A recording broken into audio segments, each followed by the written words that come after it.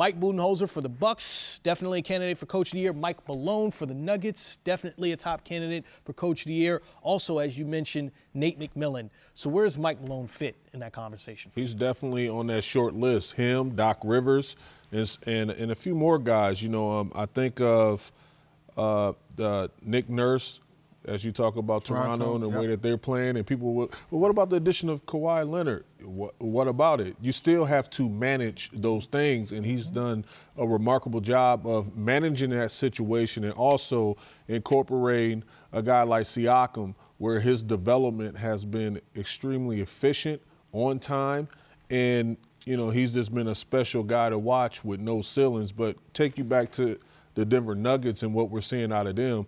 All those guys bought into Coach Malone's system from an offensive standpoint, defensive standpoint. You see the Joker hitting game-winning shots. They're a reaction basketball club where their offense is just all about reaction. These guys cut off each other extremely well, kind of similar to what you see with the Golden State Warriors. So they're extremely efficient and fun team to watch. 3D, who's your Coach of the Year? Who would you give it to? Right now, I lean more towards Mike Malone because last year this team was not even in the playoffs.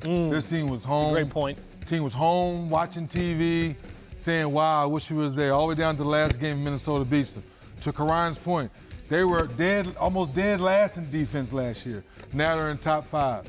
They were almost in the middle of the pack offensively last year. Now they're in the top 5. This year, Millsap's missed so many games. Barton's missed so many games. So I think Murray's the only guy who hasn't missed any games. Even the Jokers missed a handful of games, and they were still won most of the season. And then last month, should I say, since the All-Star break, the Warriors have jumped them. That's why I'm giving Mike Malone just the edge over your Milwaukee team in Bud Ball, because last year they were there. Now, obviously, Bud's come in and taking them up here.